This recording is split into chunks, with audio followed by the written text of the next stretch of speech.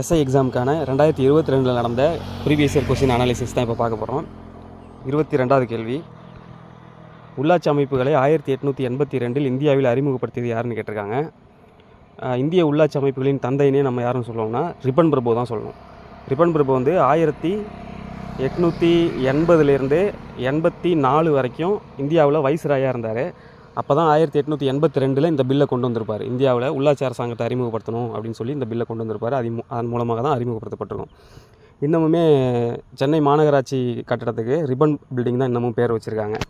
அதே போல் 1993 உள்ளாட்சி அமைப்புகளுக்கு அரசியலமைப்பு அந்தஸ்து வழங்கப்பட்டது. 1993 1992 73rd அமெண்ட்மெண்ட் ஆக்டு.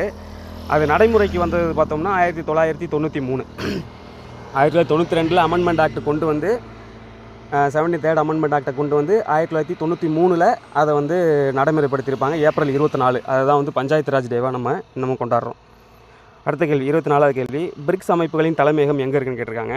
பிரிக்ஸ் அமைப்புகளின் தலைமையகம் வந்து சீனாவில் ஷாங்காயில் தான் வந்து பிரிக்ஸ் அமைப்போட தலைமையகம் இருக்குது. இந்த பிரிக்ஸ் அமைப்பு அப்படிங்கிறது 2009 உருவாக்கப்பட்ட ஒரு அமைப்பு.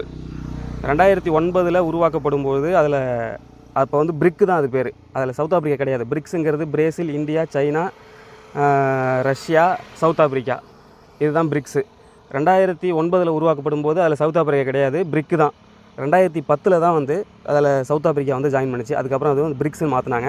இவங்களுக்கு ஒரு பேங்க் இருக்குது, அது பேர் வந்து நியூ டெவலப்மெண்ட் பேங்க். இந்த உறுப்பு நாடுகளுக்கு தேவையான நிதியை வந்து அது வழங்கும், கடன் உதவி இதெல்லாம் வழங்கும் நியூ டெவலப்மெண்ட் பேங்க்கு. அதோட தலைமையகமும் ஷாங்காய் தான், சீனாவில் தான் இருக்குது.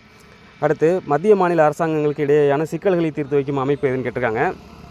மத்திய மாநில அரசாங்கங்களுக்கு இடையே நிறைய குழுக்கள்லாம் இருக்குது. இப்போது ஒரு ஆறு சம்மந்தமாக நதிநீரை எப்படி பங்கிடுறது அப்படின்னு பிரச்சனை வந்ததுன்னா அதுக்கு ஆணையங்கள்லாம் இருக்குது. அதுலேயும் பிரச்சனை தீரல அப்படின்னா எங்கே போவாங்கன்னா உச்சநீதிமன்றத்துக்கு தான் போவாங்க. இப்போ காவிரி மேலாண்மை வாரியம் இருக்குது, அதில் வந்து எவ்வளோ நதிநீர் பங்கிடணும்னு விதிகள்லாம் வகுத்துருக்காங்க. அதுலேயுமே பிரச்சனை முடியல அப்படின்னா உச்சநீதிமன்றம் தான் போவாங்க.